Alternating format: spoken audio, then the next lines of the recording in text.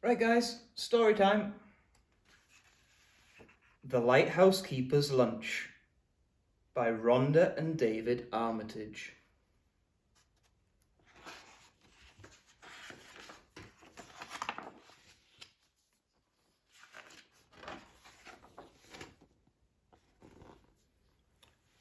Once there was a lighthouse keeper called Mr. Grinling.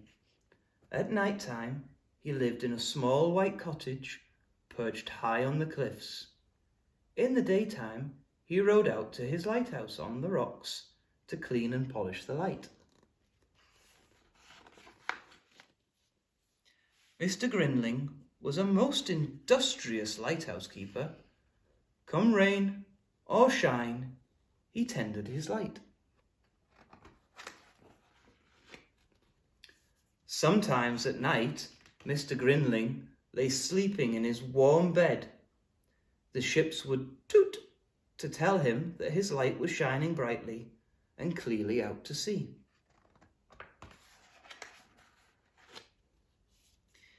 Each morning, while Mr. Grinling polished the light, Mrs. Grinling worked in the kitchen of the little white cottage on the cliffs, concocting a delicious lunch for him.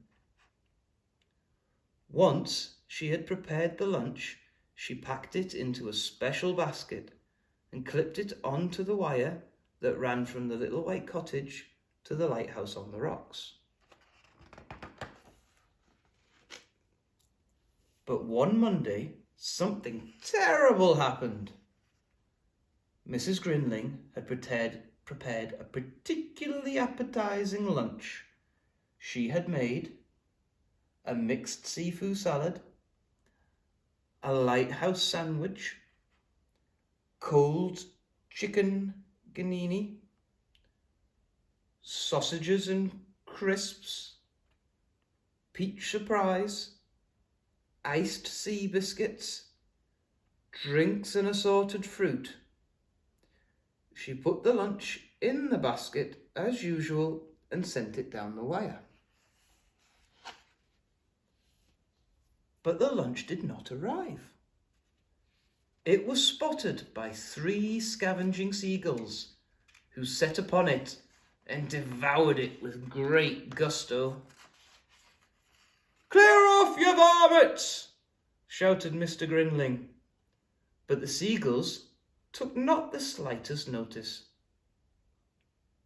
This is an excellent peach surprise, boys. She's a great cook, Fred. Scrumptious lunch, Tom. That evening, Mr. and Mrs. Grinling decided on a plan to baffle the seagulls. "Tomorrow I shall tie a napkin to the basket," said Mrs. Grinling. "Of course, my dear," agreed Mr. Grinling. "A sound plan." "They'll have to try harder than this to stop us, Bert."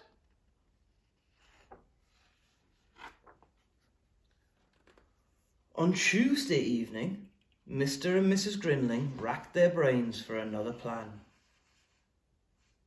"These are a brazen lot, these seagulls," said Mrs. Grinling.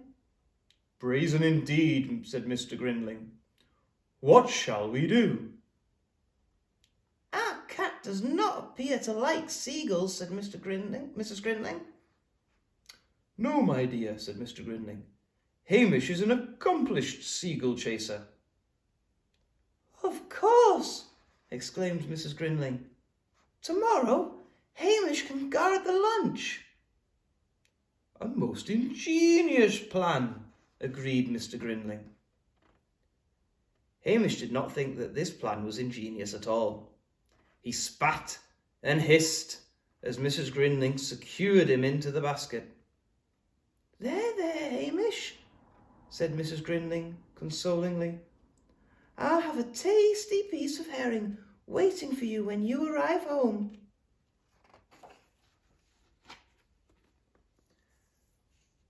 Sadly, flying did not agree with Hamish. His fur stood on end when the basket swayed. His whiskers drooped when he peered down at the wet blue sea, and he felt much too sick even to notice the seagulls, let alone scare them away from the lunch. "Can't pretty kitty like a piece of lobster? This food gets better and better every day, Fred. Aren't you going to chase us, kitty?"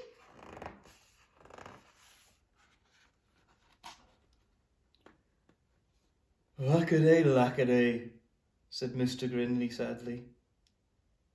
"Meow, meow," agreed Hamish pitifully. On Wednesday evening, Mr. and Mrs. Grinling racked their brains again for a new plan. "What shall we do?" said Mr. Grinling.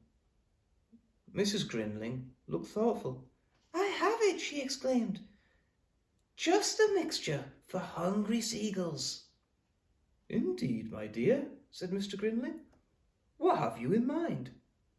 "Wait and see," said Mrs. Grinling. "Just wait and see." "Mustard sandwiches," chuckled Mr. Grinling. "A truly superb plan, my dear. Truly superb. Mustard extra strong." On Thursday morning, Mrs. Grinling carefully packed the mustard sandwiches and sent them off down the wire to the expectant seagulls. "Yuck! Ugh!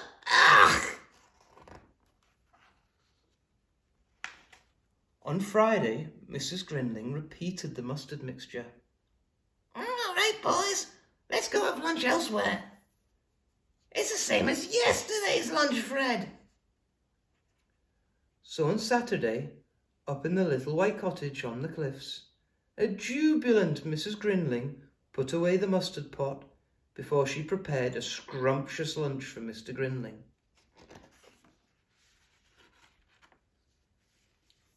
While he waited for his lunch, down in the lighthouse on the rocks, Mr. Grinling sang snatches of old sea shanties as he surveyed the coastline through his telescope. And this is what he saw. "Come! No mustard in this lot, Tom. We'll fly back here for lunch again tomorrow, boys. This is a delicious chocolate eclair, Fred."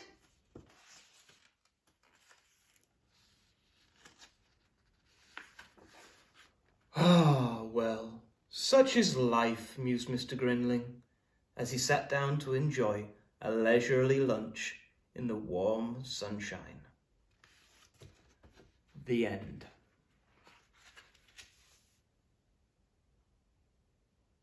Oh, you are kidding me.